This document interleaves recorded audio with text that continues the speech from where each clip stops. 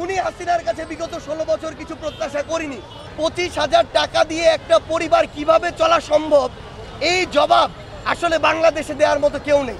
আচ্ছা, আমরা আমাদের জায়গা থেকে আজকে আমাদের যারা পোস্ট গ্রাজুয়েট ট্রেনি ডক্টর রয়েছেন তারা আসলে এটা খুব এর চেয়ে কষ্টের আসলে কথা হতে পারে না যে তাদেরকে আজকে শাহবাগের এই রাজপথে নামতে হয়েছে তাদের যে বেতন ভাতা এটা বাড়ানোর জন্য। একজন পোস্ট গ্রাজুয়েট ট্রেনি ডক্টর যিনি আসলে তার MBBS শেষ করে ইন্টার্ন করার পরে যখন এই উচ্চতর ট্রেনিংগুলো নেন, এই সময়ে তার যে বয়স থাকে, তার একটি পরিবার থাকে, তার একটি সংসার থাকে। সেই জায়গায় বাংলাদেশের এমন একটা দুর্ভাগ্যজনক পরিস্থিতি যে তাদেরকে আসলে রাস্তায় নেমে 5,000 করে তাদের এই যে বেতন এবং ভাতা বাড়াতে হয়। আমরা দেখেছি যেটা 15,000 দিয়ে শুরু হয়েছিল, 20,000 হয়েছে, 25,000 হয়েছে। আজকে 2024 সালের এই অবস্থায় দাঁড়িয়ে 25,000 টাকা দিয়ে একটা পরিবার কিভাবে চলা সম্ভব, এই জবাব আসলে বাংলাদেশে দেওয়ার মতো কেউ নেই। আমরা আমাদের জায়গা থেকে একটা জিনিস স্পষ্ট করে মনে করি যে এই দাবিটি নিয়ে আমাদের ডাক্তার ভাইরা আজকে এখানে রাজপথে নেমেছে, সেটা শতভাগ যৌক্তিক দাবি। আমাদের জায়গা থেকে জাতীয় নাগরিক কমিটির পক্ষ থেকে আমরা আমাদের অর্থ মন্ত্রণালয়ের সচিব মহোদয়ের সাথে কথা বলেছি, স্বাস্থ্য মন্ত্রণালয়ের সচিব মহোদয়ের সাথে কথা বলেছি, আমাদের হেলথের যিনি কো-অ্যাডভাইজার রয়েছেন আমরা তার সাথে কথা বলেছি। পাশাপাশি আমাদের সাথে আমাদের ডাক্তারদের প্রতিনিধি দল ছিল এবং তারাও তাদের জায়গা থেকে একাধিকবার কথা বলেছে। কিন্তু আসলে এটা দুর্ভাগ্যজনক যে এই যে বাংলাদেশের স্বাস্থ্য খাতের এমন একটা দুর্ভাগ্যজনক পরিস্থিতি, এই পরিস্থিতিতে একজন ডক্টর যখন তার ওই ট্রেনিংটি সর্বোচ্চ মনোযোগের সাথে করবে, যখন তিনি ধীরে ধীরে একজন বিশেষজ্ঞ ডক্টর হয়ে উঠবেন, সেই সময় তার নিজের পেটের চিন্তা করতে হয়, তার চিন্তা করতে হয় তার পরিবার কিভাবে চলবে, তিনি সংসার করবেন কিনা, তার সংসার চলবে কিনা। এই চিন্তা নিয়ে বাংলাদেশে কখনো একজন বিশেষজ্ঞ ডক্টর তৈরি হওয়ার মতো পরিবেশ হতে পারে না। আমরা আমাদের জায়গা থেকে খুনি হাসিনার কাছে বিগত 16 বছর কিছু প্রত্যাশা করিনি, কিন্তু আমাদের এই অন্তর্বর্তীকালীন সরকারের কাছে প্রত্যাশা অনেক রক্তের উপর দিয়ে, জীবনের উপর দিয়ে এই সরকার তাদের যে নির্দিষ্ট দায়িত্ব, সেই দায়িত্বর জায়গায় গিয়েছে।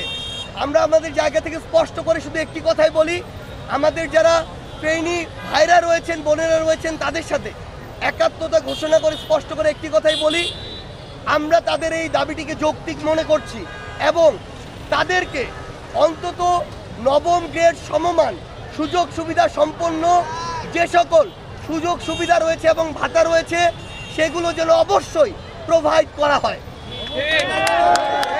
আমাদেরকে স্বাস্থ্য মন্ত্রণালয়ের পক্ষ থেকে এবং স্বাস্থ্য মন্ত্রণালয়, অর্থ মন্ত্রণালয়ের সাথে কথা বলে আমাদেরকে কমিটমেন্ট দিয়েছে। এখানে কোনো আশা না, আশার খেলা আর চলবে না। আমাদেরকে কমিটমেন্ট দিয়েছে আগামী বৃহস্পতিবার বিকাল 5টার মধ্যে এই যে নবম গ্রেড সমমান সুযোগ সুবিধা সম্পন্ন পোস্ট গ্রাজুয়েট ট্রেনি ডক্টরদের যে তাদের যে ভাতা এবং অন্যান্য সুবিধা, সেই সুযোগ সুবিধা সম্পন্ন যে ঘোষণাটি হবে, এই ঘোষণা বৃহস্পতিবার বিকাল 5টার মধ্যে আসতে হবে। যদি না আসে তাহলে অবশ্যই লিখিতভাবেই আসতে হবে এবং আগামী মাস থেকে সেটি কার্যকর হতে হবে। যদি সেটি না হয়, আমরা স্পষ্ট করে বলছি, আমাদের সাথে ডাক্তার যে ভাই বোনেরা রয়েছেন তারা আমাদের এই অভ্যুত্থানের সহযোদ্ধা, আমাদেরকে তাদের দিকটি দেখতে হবে।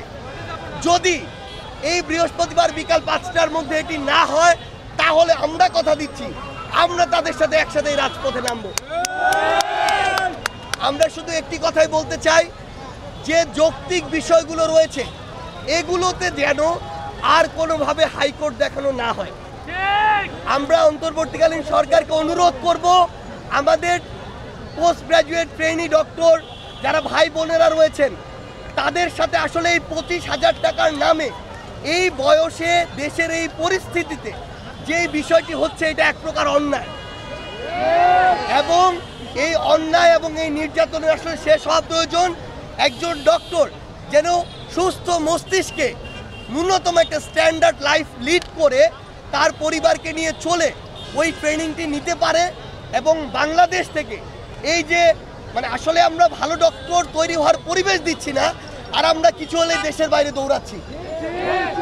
যেই টাকা এই বাংলাদেশ সরকার বা বাংলাদেশের মানুষ ওই ভারতে গিয়ে খরচ করে আসে, তার 5 ভাগের 1 ভাগ টাকা আমাদের ডক্টরদেরকে যদি খরচ করা যায় তাদের পিছনে, তাহলে এই পরিস্থিতি হতো না। আমরা তাদের পক্ষ থেকে গলা মিলিয়ে শুধু একটি কথাই আপনাদেরকে বলতে চাই, আমরা বৃহস্পতিবার বিকাল 5টার মধ্যে এটার সুষ্ঠু যে একদম লিখিত ঘোষণা সেটির প্রত্যাশায় আছি। এবং আমাদের ডক্টর ভাইরা আমাদের কথা দিয়েছেন ততক্ষণ পর্যন্ত তাদের মাঠের যে কর্মসূচি রাজপথের, সেটি থেকে সরকারের প্রতি শ্রদ্ধা দেখিয়ে তারা আপাতত সরে যাবেন এবং তাদের যে কর্মবিরতি এটার বিষয়ে মানবিক দিক বিবেচনায় তারা নিজেরা সিদ্ধান্ত গ্রহণ করে সেটা তারা জানাবেন। কিন্তু আমরা শুধু আমাদের জায়গা থেকে একটি কথাই বলতে চাই, আর কোনো ডেটের খেলা চলবে না। সর্বশেষ সময় আগামী বৃহস্পতিবার বিকাল 5টা, এরপরে হয় বিজয় মিছিলে দেখা হবে না রাজপথে দেখা হবে।